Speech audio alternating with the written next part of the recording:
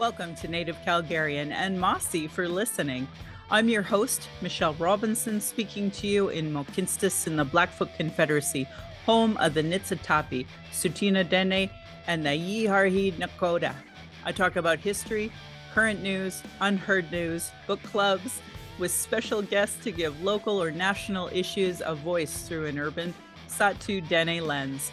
My life's work will be to honor the voices of my ancestors and next generation with humor, love, and truth. Reconciliation is work, not performance. May we honor all Indigenous voices with that courage. Today is November 25th, 2024. Welcome to Native Calgarian. If you enjoy hearing Indigenous content by this Satu Dene woman, my Patreon account is Native Calgarian, where you can pledge and support. Thank you, previous donors, for showing your support. For those who cannot afford to give, I'd love to hear from you at nativeyyc@gmail.com, where you can send in your comments or your questions. Also, giving a review helps, whatever medium you're listening from. I have a YouTube channel that you can go and subscribe. Go to nativecalgarian.com for the latest podcasts and pin posts on social media. And always remember to share what you learn on your network because people don't know enough, let me tell you. Oki, naganago, meko che stakomaki, or nara dara da dekot nagotine siku seridi. Hi, my name is Red Thunder Woman. My married English name is Michelle Robinson, and I use they, them pronouns. My Dene lineage roots me in the land of the Great Bear Lake tribe in Treaty 11 and in Delaney. So I'm going to say that one more time because I don't know why I stumbled on my words. Great Bear Lake tribe in Treaty 11 in Delaney. I'm a native to Turtle Island, and my Dene nation is uninvited to this area of Kinchotine Indahe in Satu Dene, meaning many big dog town, named after the Calgary Stampede. I was born in Calgary or in Blackfoot, Mohkinstsis, as Michelle Elliott, an English name that has afforded me privilege in an English colonial world. Acknowledging proximity to whiteness is important because the darker the skin, the more racism a person experiences in colonial spaces. My late great-grandfather is Milo Biwo from Delaney. His daughter, Alice, is my now great-granny, who's late. She passed about a year and a half ago now. My mother and I are Northern Slavey Dene or Satu Dene. My Indian Act and Post status card by the Canadian government says Yellowknives Dene. Through my father, I am actually a daughter of the Mayflower and a daughter of the American Revolution. Having a Canadian Indian Act status imposed card is a colonial construct by Canadian policies meant to divide Indigenous people's inherent rights. Indigenous Two-Spirit or the Indigenous 2S LGBTQ community and Indigenous women are at the bottom of the Canadian socioeconomic ladder because of colonial trauma, imposed poverty, racism, gendered violence, and land theft. According to the Quality of Life report for 2024 from the Calgary Foundation, life is harder if you are part of a racialized group. 42% of members of a racialized group do not have timely access to culturally appropriate health and well-being services. 40% of members of a racialized group can't find suitable employment, which is up from 31% from last year. I am not a social worker nor an elder, nor do I speak on behalf of all Indigenous peoples, but I can share my journey as a Dene mother navigating this colonial, misogynistic, ableist world in 2024. As a trauma-informed Dene woman who attempted to joined harmful colonial parties, spent money to be at expensive conventions, left my home to travel to those conventions just to vote on incomplete policies that still allow for colonial incarceration, a denial of justice, denial of health services, racism, colonial trauma, and genocide of Indigenous and Black peoples, I have worked to continue reports to advocate for an attempt to work within these systems meant to divide and harm my community. I think of all of this today. I hope we honor the many Indigenous lives lost for the so-called country of Canada. I hope everyone listening sees their role in the importance of stopping harm, and as citizens see your role in reconciliation and as a treaty partner. Pride Month should never just be one month. It's important to understand that the straight agenda and gendered violence was and is forced on these lands by Christian outsiders. Land acknowledgements are critical for creating a safer space for Indigenous, as well as honoring the host as you're the guest, acknowledging a role as a treaty partner in a so-called time of reconciliation. Can they be performative? Of course. It's important that they have meaning. Otherwise, you're just creating more harm. I encourage everyone to introduce themselves with an acknowledgement of their ancestries. Like we all have stories of displacement. My ancestors tell that story. What do yours tell? What is your role as a treaty partner, a citizen of Canada, a refugee, or other land displacement? So we as Indigenous people know how safe you are to be around. If you refuse to say your local nation's names or your story of origin or stolen lands, pronouns, economic oppression, reconciliation, I determine how safe you are to be around my community, my family, and myself because we face the most colonial violence based on ignorance or worse, willful anti-Indigenous biases. Understanding land acknowledgements and their importance is Indigenous 101. It addresses colonialism, oppression dynamics, broken treaties, lies taught today in Canadian schools nationally. That's why settlers and those who call themselves native Calgarians or whatever town you're from, you show me you have no Indigenous 101 understanding. Jesse Winty's book Unreconciled explains this perfectly, as do many Indigenous authored books. Land Back is a movement that could save the planet from climate change created by capitalism and colonialism, but it would be a part of a treaty partnership, meaningful reconciliation, and honoring global initiatives like the United Nations Declaration on the Rights of Indigenous Peoples.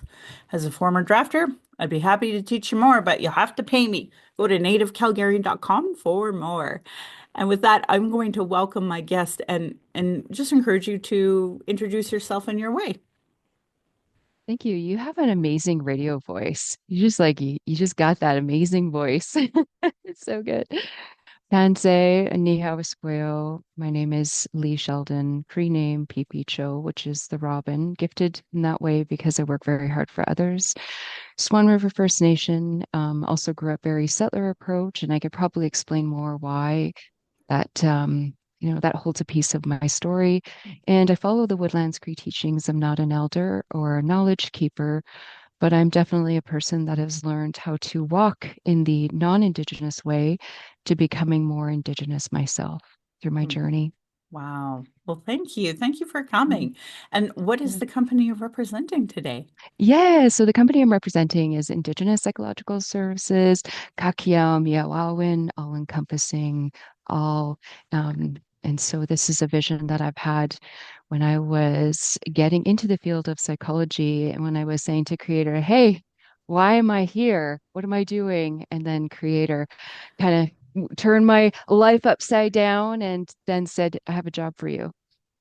I'm so glad. I'm so glad you had that because it's important. And um, as somebody I was court ordered and when I was a kid, because parents they had the worst divorce ever. So I was forced to because they were like, she wants to stay with me. No, she wants to stay with me. Okay, let's get somebody else. We need an intervention here. Mhm. So, and then in my 20s, I went. I've always been in counseling in some sort of way, just because, new trauma, new way to look at life. Now I just got recently diagnosed with ADHD, so I'm learning new coping tools and sensory stuff and all that sort of thing. And so, and doing it in the hopes that it'll help my child too. I'm a person Yeah. who believes in tools in the toolbox in order to cope with life. So, and I obviously from years and years of, distress center training, whatever it was that, Yeah. kind of led me here. So I'm really happy to have you and having you like doing this work because teaching non-Indigenous people when you're supposed to be getting counseling sucks. Oh, Michelle, this is kind of like the reason why I got into this is when I was, like I said, I grew up very settler and very lost. And I knew that I had this piece of trauma that I was carrying. And it was like, I couldn't explain that when I went to therapy. And it's like no matter how much you can say, like, there's just something missing that psychologists couldn't really understand. So, and then, yeah, then it was like, I went to my first sweat and I was like, why aren't people talking about this? Like, why aren't people, really understanding the value of culture? And Michelle, we still have to spread the knowledge of why culture needs to be part of session. And it's almost like we have to constantly advocate why. Right? Oh, Lee, I know. I'm so grateful to have you and understand that and not have to like, no, but really, this really happened Yeah. and explain that because it's frustrating. And I hear, obviously, we've been really inundated with a lot of new information about, new authors and new scholarship or scholarly writings about the Black people's experience being kind of the same, where all they get is Yes. gaslighting and it's not fair. And I couldn't agree more with them. That's our experience as well. And I'm really happy that we finally have non-British biased folks finally giving us a little bit of mental health care. So to me, thank you for what everything you do so that it makes it a safer space for someone like my daughter to go access care. And I want that for all kids. So obviously. Yeah, and actually it's really hard to get into the field. And there's like only 2 to 5% of Indigenous psychologists out here in Alberta. It's really, really hard to find. And I feel like there's a reason for that. Even like the master's programs, it's like there's so many barriers that if an Indigenous person wants to become a psychologist, how much they have to go through. And so there's not a lot of us out there. So how can we really spread the word and get the support out there that we need Indigenous people supporting Indigenous people? There can't be just 30 of us in Alberta. Like we really need more of us into the field. Right on. I'm so happy to hear that. Is there like a list we can go and access that, or can I just contact you? Yeah, it's really hard. It's really even hard. And, we honor the two-eyed seeing where we have to work in this Western world, and we also need to equally value how Indigenous ways of knowing, being, and doing need to be part of practice. But it is really hard to find the list of those practitioners. One is we're already super busy and slammed with a lot of work. It's very hard to get into. And two, it's like we're all kind of like hiding. Where are they? There's not very many of us, but that we're all kind of like hiding because it can be really difficult to be working in a Western way Mm. with other psychologists, right? Yeah. It's not the easiest to be in this community sometimes. Hmm. Yeah, I can't imagine. I do see so many people. I mean, obviously, I've been in a workplace, experienced my own barriers as well as like just offhanded acceptable racism that sucks, and hear it all Yeah. the time from other folks. So I can't imagine in your industry. And I've met a lot of folks who are academics. I've met a lot of folks who are have PhDs, and frankly, there is a bit of a arrogance. And nobody likes to feel like they're being spoken down to. So I think finally seeing more representation, whether it's this subject or any subject, like that's what we need more of. So I agree with you that we have to support each other as Indigenous people, and I appreciate you doing that. I wanted to ask you when it comes to this, is this covered by our benefits that we get through the federal health care? Yeah, so most of the time, yes, and that's it's called First Nations Inuit Health Benefits, and that also can be such a huge barrier. We really do need FNIB. FNIB is the shorter version of this. And so you're entitled to 20 free sessions per year. And if you go through the Indian Residential School Fund, you're entitled to 60 sessions per year on top of that. But what people don't know is FNIB is actually quite cutting down quite a few of our services. So they just dropped, like you could go for individual counseling, group counseling, and marriage. Now you can only do one. You can only do one at a time. You can't access all of those. So they're slowly cutting back. And also, as a FNIB provider, you don't need any training. So anybody that is a psychologist who wants to work with Indigenous people, all you have to do is have a reference letter saying that you work well with Indigenous people. And so what we're noticing is when people are coming in and they've seen other FNIP providers, is that we're getting a lot of feedback. When I was a sole practitioner, I never saw it like this. And now that, if you can imagine, we have over about 5,000 clients in this past 3 years that have come through to us. And so these stories are really, really overwhelming where they've identified that we get this a lot even today, that a FNIP provider says that they don't know what a residential school is. So you don't need training to understand that the historical factors that really influence our people today. And also, they don't need any training to understand the history, but the trauma. I have complex trauma. And if you don't have training to work with the trauma, you really don't feel seen and heard. And so then you also don't need any additional training like that's ongoing because learning. So our work that we do, research is always changing. Research in the Indigenous field, even our elders, are all of those teachings are they're changing and adapting in ways to really support us.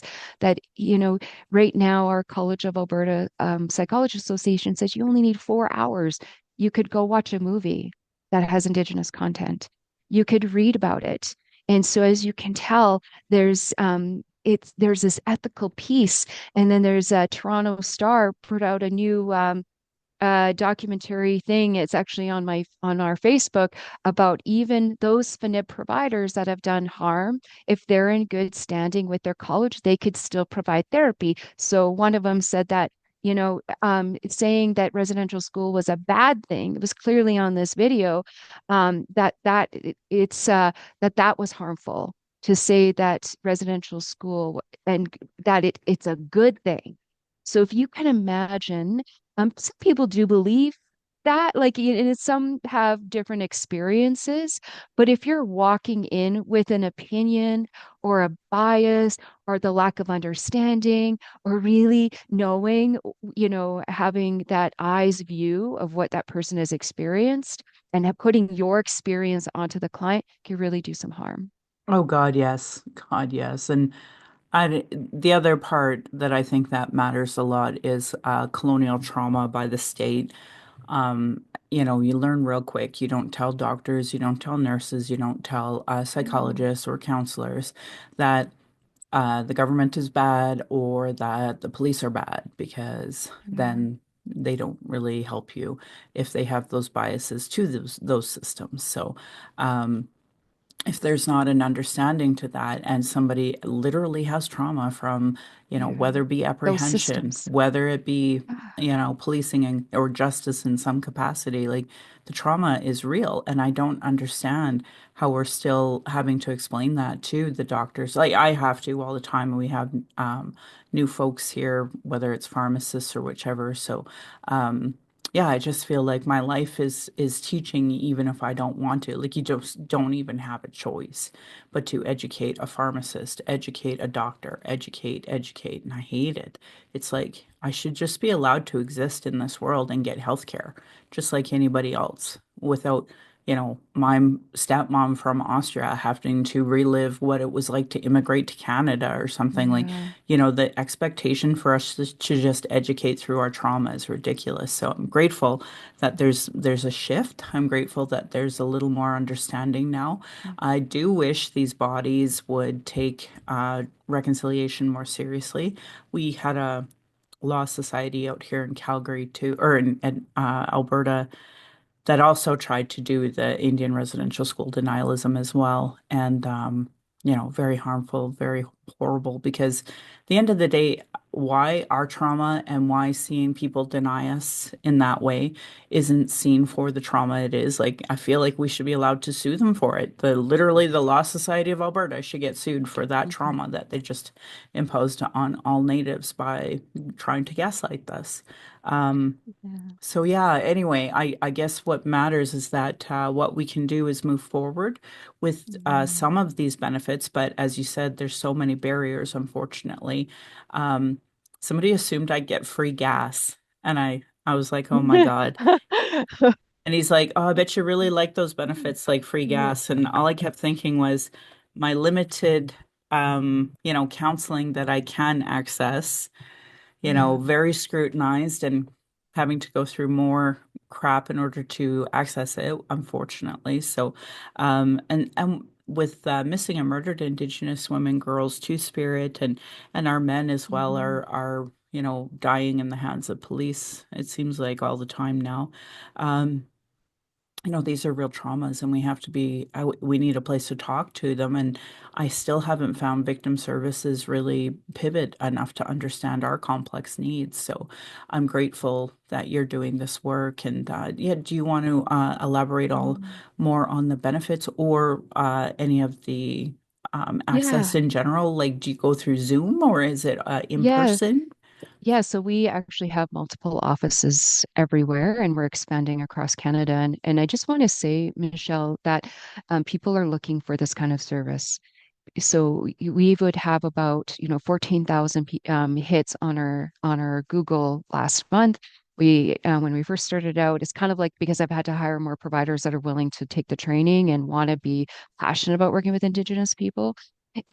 So when we started out, we would have a wait list of 2 years, and we used to have about 1,500 people a month trying to get in for services. So what I really want to do is spread the message that these types of services are needed. Indigenous counseling or counseling that isn't focused on Indigenous needs. Not all people coming in here really want they don't want to connect with Indigenous, not all of them. They're like, I just want holistic. And so it's like holistic or trauma informed. And once a person comes in, we definitely do a lot of like trying to remove the barriers, especially working with FNIB. And so we try to get them pre-approved. We have a huge admin team. Usually is about 4 or 5 people just to get that process. So if you're wanting to be a FNIP provider, it's such an admin heavy type process that it does take away as you as a practitioner. So we have our admin team go in, they try to get you pre-approved and getting you to the services that you need. But there are these barriers in the sense that if you have insurance, you have to go through insurance first. Now, what I've seen in the community is that people top up. A provider top up, which means that we only get 187. Our charge out rate as a practitioner is actually 220. And so what we're seeing providers do, and this is the feedback that we're getting from clients, is that they get the 187, but then they make the client pay the top up. And that's actually, you're not supposed to do that. That's illegal. So if anybody ever hears that, that you're not, you can actually report the provider. The other thing is that if you have insurance, you have to go through your insurance first, however that looks like. But if your insurance asks you to pay upfront, where you have to pay cash, how many people can afford 187? Then you have to submit that receipt. You have to give me your copy of your receipt. I need to take that and I need to submit it to Express Scripts. So every time that you do this process, I need to gather that. Well, I've already lost the client. Like I've already lost the client by saying, hey, you need to pay up because nobody could afford that. And then also making the client choose. They make the client, and I don't want to say client, but this is clinical, Yeah, it's our people. They sure. make the people choose because if you have a spending account and say if you have your child needs braces, this has happened to us a few times, they will make you choose your spending account and you can't get braces for your child. So it's like we have to use all this up. Well, that poor mom, what are you going to do? You're going to choose your child. You're not going to choose therapy. You're going to wait until so she had to wait a year until that was used up to come and see us. And so the other thing is the FNIB, if they don't have the training and you don't need to take this ongoing learning about our culture. Our culture is about experiencing, learning, doing. Like you have to be immersed in it in a way to really understand. And if you don't know that, then you really can't support the person or the healing soul wound, like Eduardo Duran talks about. But it's kind of like this barrier of after barrier somebody comes in. Also, if you switch to another provider, you have to call the Ottawa and you have to ask them to change your provider. In the meantime, your services are on hold. So we've had people be on hold for 6 months because, well, sometimes we do it with the client. We were sitting on hold for at least 2 hours, like just to get through so that we can change a provider so that they can come and see one of us. I'm not I could surprised. I could It go on just and makes on, me but angry though, because, you know, oh, I keep telling people, so at the beginning, we talk about the stats from the Calgary Foundation, about being unable to access culturally appropriate services. And we're just talking Indigenous. We're not talking about yeah, folks from Rwanda, folks from Sudan, folks from yeah. Afghanistan. Like, we're not even talking about that.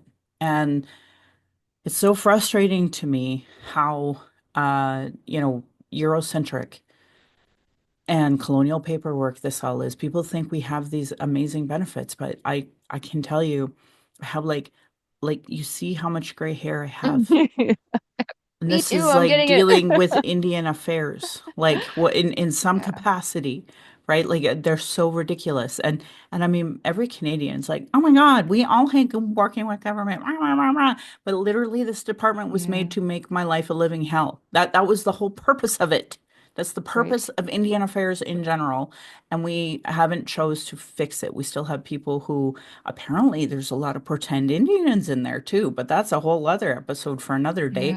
Yeah. So that makes it very difficult for us to move forward when the actual department that's meant to service us is like the in-service. It's like Orwellian, where it's like the opposite of what it's supposed to do. So Yeah. all of these barriers is very difficult, and people don't understand that. And this is like assuming I'm a suburban mom out and I get accused of drug seeking, accused of drug taking, Mm. accused of being drunk.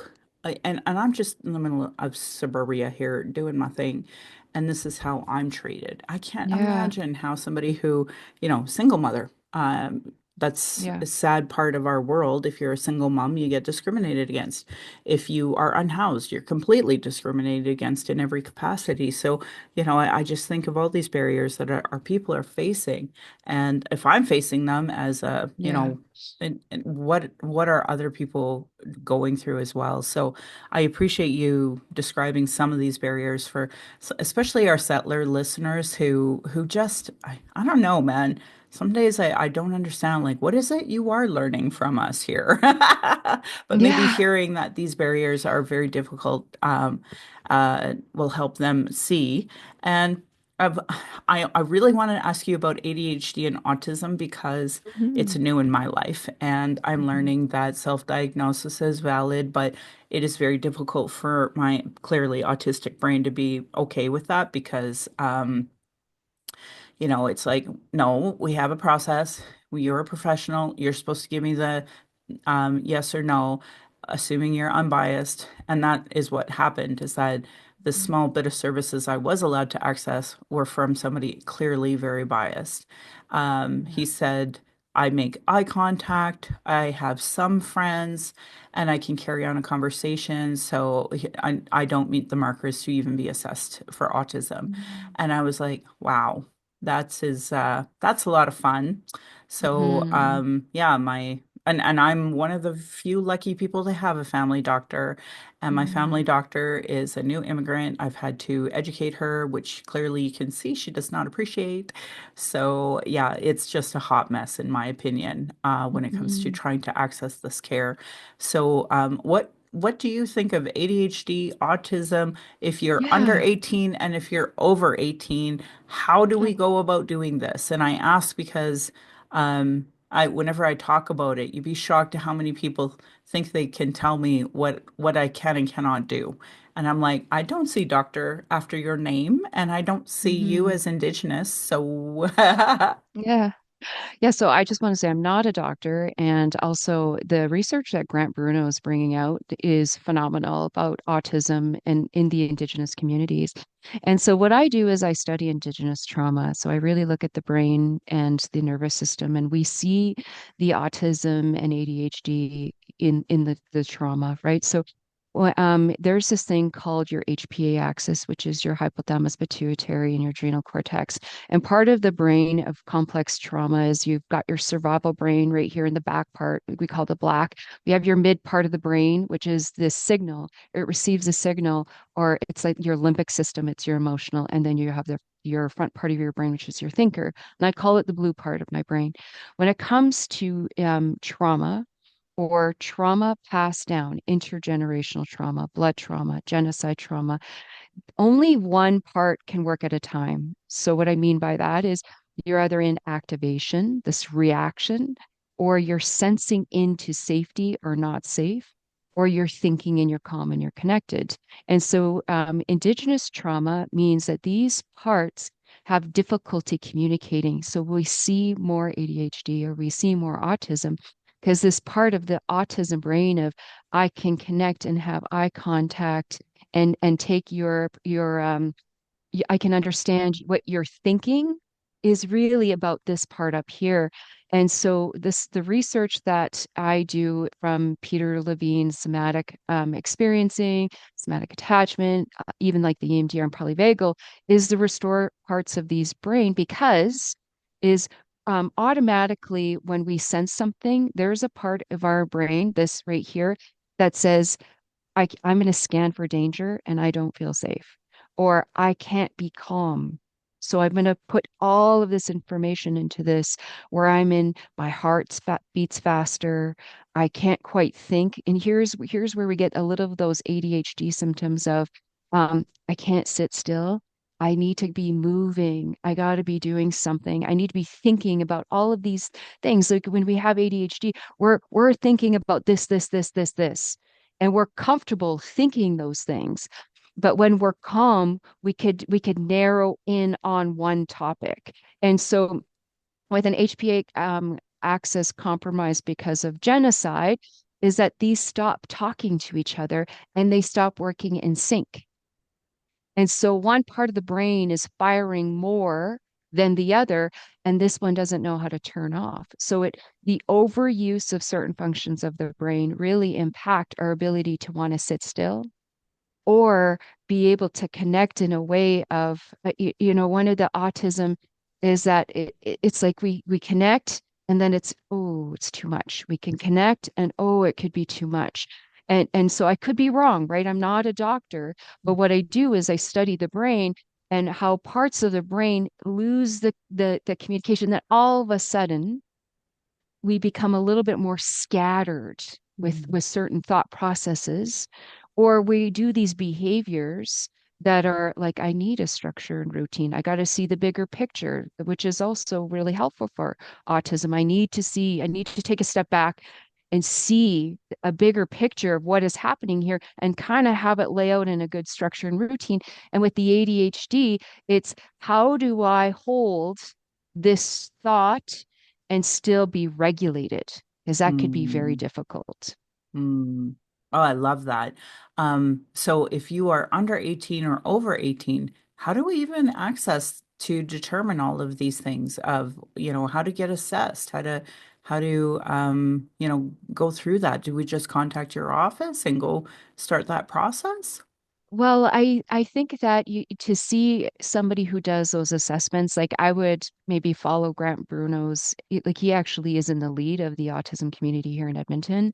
And so I would really refer to him. He's the professional. He knows what he's doing.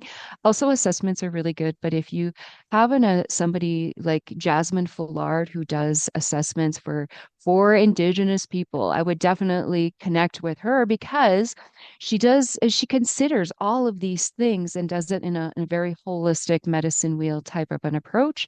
I really fear the overuse of assessments on people who don't understand Indigenous trauma, or to expect a kid to sit still and not have an Indigenous knowledge background of that kid may not even feel safe. He's firing right here. And you need to bring this on, right? This is your thinking brain. This is your processing brain. That child needs to be here to connect and feel safe. We're always here if we don't feel safe or have connection. Mhm. safety and connection. That will disrupt any type of an assessment that people do for Indigenous children. So I highly recommend somebody who knows how to work with the trauma, building safety in the assessments and how to connect, because you're going to get a very different type of assessment, psychoeducational assessment, if the child is here or here. Mhm. And she's pointing to her brain that has the thinking area and then the part that's firing on all cylinders all the time because we're go, go, go, go. And so, and I Yeah, appreciate that because, I've obviously been in counseling my whole life. I have complex childhood trauma issues, but, trying hard to heal them and then realizing I actually may have ADHD and I have it and I had it this whole time and didn't know. And, and then trying to look through my trauma timeline and going complex trauma from childhood or ADHD, and then seeing different other parts of my life that I never really considered a trauma, but a memory, and yeah. seeing it as part of ADHD, possibly autism as well. And, just I appreciate now unpacking that. I wish I could have sooner, but it is what it is. And um, I didn't understand colonialism. I didn't Yeah. understand the policies that were the underlining, I would say, poison, the issue Yeah. that's really making all the trauma that's happening. So when I understood that bigger picture of colonialism, then I finally understood why all these policies are causing all this trauma. So um, and now adding ADHD, adding autism. Hmm. But the other thing is because I'm a girl and I have been dealing with is it called perimenopause or Oh so no, I'm not seeing, that. right, like all of these hormones are also Yeah. part of it, and some of the issues I had during my birthing and Yeah. when I first hit puberty, like I'm starting to see that there is a bigger pattern there. And of course there's just not a lot of information on women's health in general anyway. No. So For it's a lot. Yeah. Yeah, there's also a little bit of research showing that with especially Indigenous women, that the endocrine system really breaking down through perimenopause, and that's because of the trauma, like it's blood trauma. And so Dr. Michael Yellowbird also talks about that your parts of your brain really come apart. They start to colonize within the parts. And once that brain is unable to communicate between the parts, that's the function of trauma, is that your brain can't work like it should, or there's something stopping that communication. But what he also says is that you can actually restore your brain.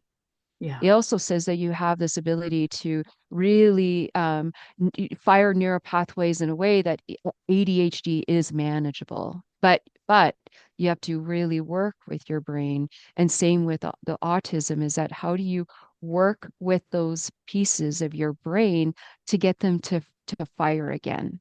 And how, like drugs and alcohol, it stops that communication. It stops that brain from really healing itself because we have the ability to heal.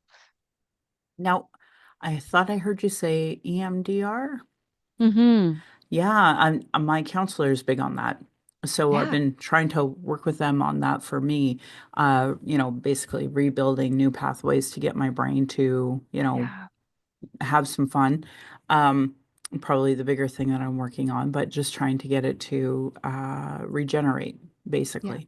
So, do you want to talk a little bit about that to any of our listeners and see if that Yeah. might be helpful for them too?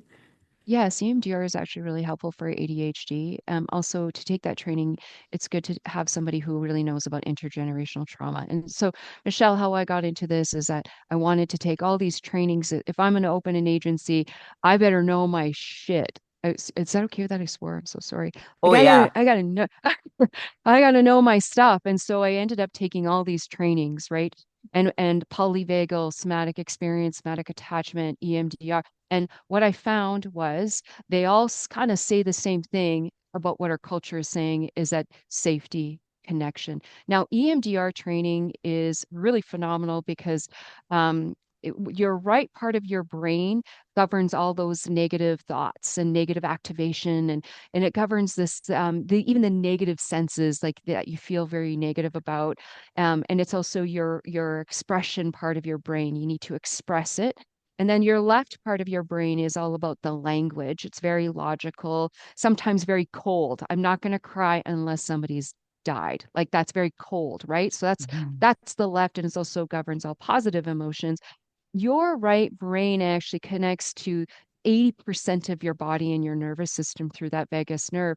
And so if you have like lots of negative experiences or stressful trauma, any of those things in your body that's kind of going in and firing in that right brain. Indigenous trauma also has relational trauma. My mom didn't know how to support me, or I don't know how to support my children. You have what's called a right brain injury, relational trauma, and impacts a residential school. And so, right brain trauma requires right brain healing. You can't actually talk about it. Otherwise, you're going back into the trauma and you're not able to pull yourself out. So, when it comes to the EMDR, it really is starting to work at this back part of your brain. When we are stressed, we are in the back part of our brain. We're in reaction of fight, flight, freeze, please, or disease. And so, EMDR is using your eyes, bilateral stimulation to almost get those parts to communicate again, the right and the left. And we could even do it if we do something like this, such as, butterfly tapping or even snapping your fingers. It's bilateral stimulations that kind of wake up that left brain and the right to work together again and bringing that stimulation part of your back into the front so that I could really process that experience. And it does work if it's done right. It really has to be done right. If it's not done right, then it'll really mess you up. And so I have trauma. I was electrocuted when I was 18 months old. So to be seen and to be heard is traumatizing for me. And so people asked me to present and said, Leigh, like, we really want you to present. And I'm like, hell no.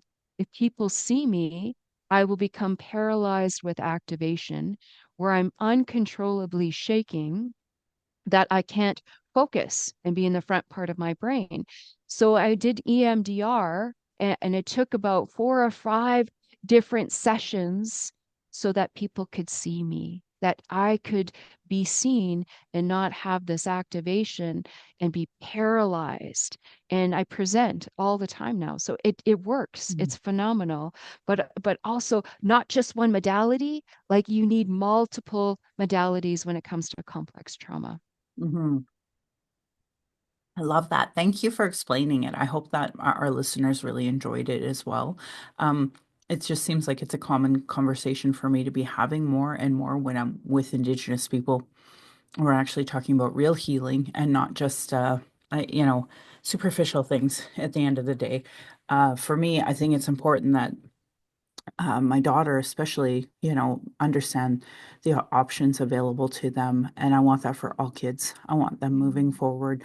And I know we talked a little bit about residential school and intergenerational trauma, but I also want to say, folks who have been scooped, folks who had been separated from Yes. their parents. That is a legacy of Indian residential school for folks who read the Truth and Reconciliation Commission report. But I know most people said, "Oh my God, I read it and we have to do land acknowledgements." I'm like, "That's not a 94 call to action, lady. I don't know, where you read that." So, I wanted to also acknowledge the amount of folks who have been traumatized by foster care or Yes. adoption services in some capacity because it is a legacy of Indian residential school. It's a different type of trauma, obviously, than Indian residential school, but it's your trauma is valid Mhm. if you are one of those people. And I just wanted to say that as well, just to make sure that, there's so many traumas that happen in our lifetime, let alone Mhm. intergenerationally. And all of that is valid. And it's about time that Indigenous people, find resources to be able to heal. So that's why I'm so glad you came on today. So how do people get a hold of you? Is it just through the website only, or are there other Yeah. ways? Yeah, they can definitely the website or call our office. Also, I just really, again, when people are experiencing this devastation feeling of like, I can't, of hopelessness, that there is hope. There, we, yes, we have intergenerational trauma, but we have intergenerational healing. and the ancestors that really brought people forward of how to survive these things. So there is this beauty and power within us that we do have that can keep us adapting. You definitely contact our office or online, but I really just want people to not suffer alone. Just Mm. really not suffer alone and be Oh, I'm so picky. glad. Be Yes. picky. Like if that provider is like meh, it's the provider. It's not you. Be picky and find somebody who's not trauma informed, but trauma specialized. Those are two different things. Trauma informed means I could take a freaking course one weekend. Wow, I know stuff. But trauma specialization means I commit as a provider for ongoing learning. I have to do case consultations. I have to do supervision. I commit to working with complex trauma. That you want trauma specialization. Nice. I love that. I think I talk a lot about being trauma informed because people say they want to be, allies, they want to be doing reconciliation work. And it's like, okay, but are you trauma informed? It's like, oh Yeah. my God, I so am. But then when, an Indigenous person's like, no, you can't, I can't believe you called the cops on me. Oh my God, why didn't I get the white savior cookie? Because I did a good thing, right? Like, so that's why I talk about trauma informed, but I love the way you really define what trauma specialist is when seeking real counselors and moving forward in on a healing journey. I really do appreciate you explaining that for folks who listening, myself included. Thank you. Thank you. Yeah. Is there anything else you'd like to tell us about today? Yeah, if anybody is really interested in becoming a psychologist or a social worker, please do. We need you. We are like I feel like, Alberta's in this crisis. We're still not there that we need Indigenous practitioners and there's support out there. You're not alone. It feels like you're alone, but reach out. We'll help you. We'll support you. We create community and we're all about the community. We create community with BIPOC, the trans community, two spirit community. Like we just are all. This is how that we know our voices. If we can all say the same thing, that we're louder and people can really hear us with those systems. I love it. Thank you. My goodness. Anything else you'd like to impart with us today? I no, I think I could talk forever, so I better quit. I'm so glad. I find that when I find people like you, we do talk forever. So I know I have to give myself a time limit. So I appreciate you coming on today and telling us Yeah. a bit about yourself and being so encouraging for folks who either need Yeah. services or maybe should be coming the services Yes. themselves. So thank you for Yes. both. Yeah, Thank you. Hi, appreciate that. hi. We'll see you. Always so grateful to have great people like that in our life, not just encouraging us to move forward in our healing journey, but also become the healing journey person that other people can learn from. And, for me, obviously, the next generation's experience matters a lot. So thank you so much for listening. I want to encourage people to join our Indigenous book club. I'm sure you hear the occasional episode here and there about books that we have covered. We're going to be doing Andrea Maynard's Allyship next, Reflections on Allyship. And for January, we're going to start with the report that came out about the buried bodies and the unmarked graves and go through that because I think it's really important. And I think for February, we're going to go through the Senate's report on discrimination against Black peoples. I think those will be the way we're going to start next year's book club. So I'd love to see you in December. I'd love to have you at any time. It's just a Zoom and Indigenous speak first. So if you are Indigenous, you can come on and talk about the book from your point of view as well. And we meet the second Monday of a month. And if you are interested in learning more, don't hesitate to reach out to me. There's also the Settler Book Club. I've been talking a lot with the person who founded that, and she's put out her list that she's going to be doing as well. So I'm going to try to figure out how to promote both so that that way, if you can't join me for the second Monday of the month, or maybe you can join theirs, who knows? And then if you are a person who has been somewhat educated on Indigenous issues and want to be a person who claims to be about reconciliation, we do have the Reconciliation Action Group as well. We're always looking for more people who are willing to read and do the work of understanding the reports that we advocate for. So the Truth and Reconciliation Commission report, the Missing and Murdered Indigenous Women, Girls, and Two-Spirit report.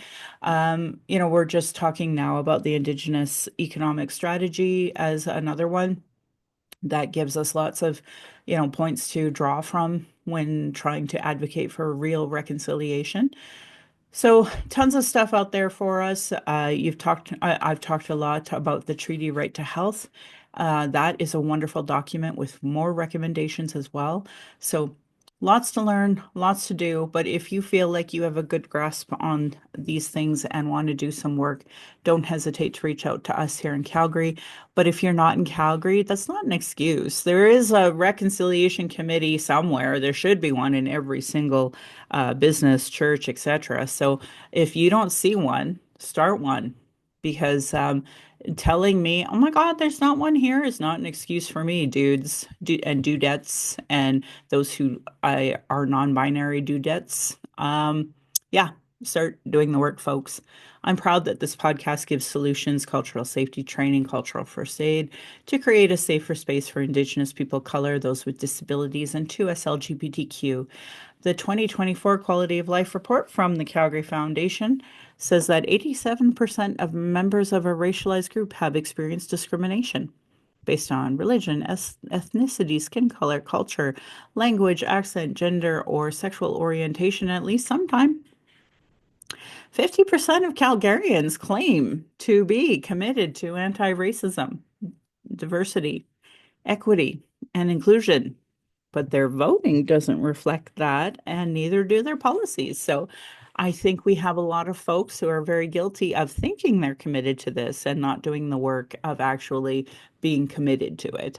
So show me your policies, Calgary. I'd love to see your anti-racism policies, and I'd love to see an example where it worked. Reach out to me. Love to be proven wrong, my friends. Thank you to Cheryl Ward, Chelsea Branch, and Alicia Fritkin of heretohelp.bc.ca. What is Indigenous cultural safety and why I should care about it? There are many cultural action tools out there. Google it. That should be a part of your work for reconciliation and settler understanding. I'm just lucky enough to highlight and repeat them here. Racialequitytools.org. Tons of resource files. Go give Donna Bevins your money. Go give them money because they have some really wonderful resources on anti-racism. And for folks like me who experience internalized racism and lateral violence, there's a whole section on just that alone. Do's and don'ts for bystander intervention by American Friends Service Committee. So you see somebody who's like being racist, what do you do? Well, if you had Googled this and you had gone through it, maybe you would know better. Um, Starting today, a lot of organizations that talk about um, violence against women are putting out their, countdown on, eliminating violence against women day, which is fine and great and all, except that very rarely do I see them put out information about it. Julie Lalonde on Twitter has put out a bystander intervention when it comes to violence against women. So if you're willing to do that, I challenge you to do it for racism as well. If you're in the Calgary area and you experience that racism, you can also report it to acttoendracism.ca, or you can text at 587-507-3838. Also, there is a City of Calgary anti-racism or organizational lead, and he did a presentation on the journey of becoming an anti-racism leader. And I'd love to hear all of you and your experience watching that little video and how you felt about it. I haven't heard from any of you about it, so I don't think you're listening. Stop the Stack YYC, great organization. Please Google them. All of the Black single moms in our area being targeted by the justice system are there. So if you want to do something for Christmas that's actually a little more radical, why don't you donate to them and help them with their legal fees that are bogus, in my opinion? Indigenous people have been talking about our issues, sharing our traumas in reports, commissions, and public hearings, just so it can be regularly disregarded. No more. Honor our words, honor the treaties, listen to politicians. If they don't recognize, their privilege, if they don't know what being marginalized is, if they don't have a in gender equity plus budget, if they're cutting violence prevention programs, services, Indigenous education, health choices from gay straight alliances to uterus to just lack of human rights in general. If they're not talking about folks with disabilities, they're not talking about migrants or immigrants. Know that your vote to that party directly negatively impacts so many folks. Demand that they implement the Truth and Reconciliation Commission report's calls to action, the recommendations of the Royal Commission on Aboriginal Peoples, multiple reports about child welfare reform. There's tons of reports about violence prevention, tons of reports about, you know, missing and murdered Indigenous women, girls, and Two-Spirit now. 231 calls to justice, pathways to justice from the Alberta government. Oy, there's so much.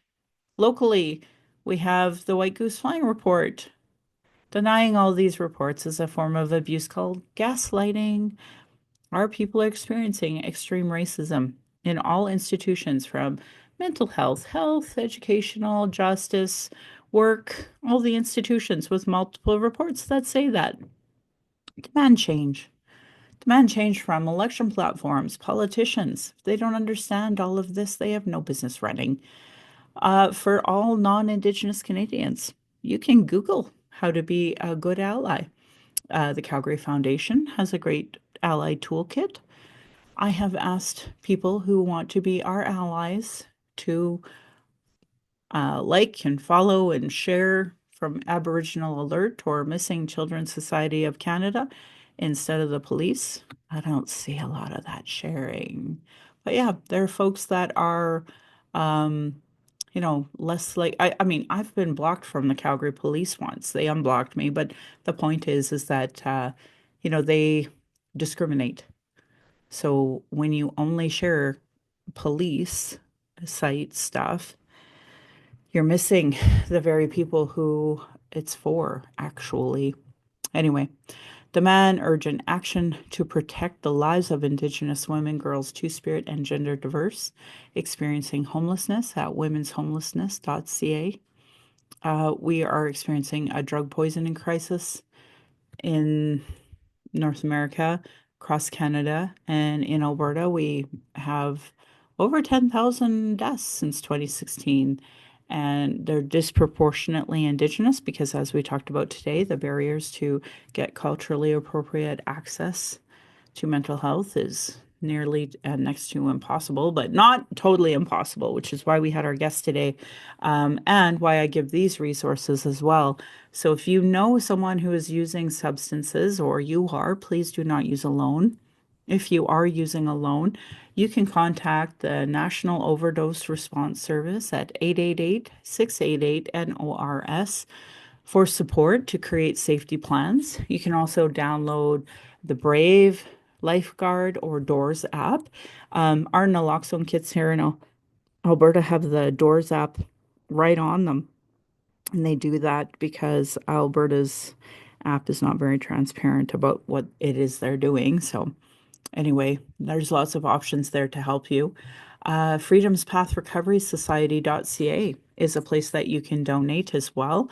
I strongly support them because they provide free one-on-one addictions counseling services, group treatment for recovery in Calgary. They're queer friendly and anti-racist. And as many of you have heard, I fully support Canada's first 2S LGBTQ addiction recovery center, stonewallrecovery.ca.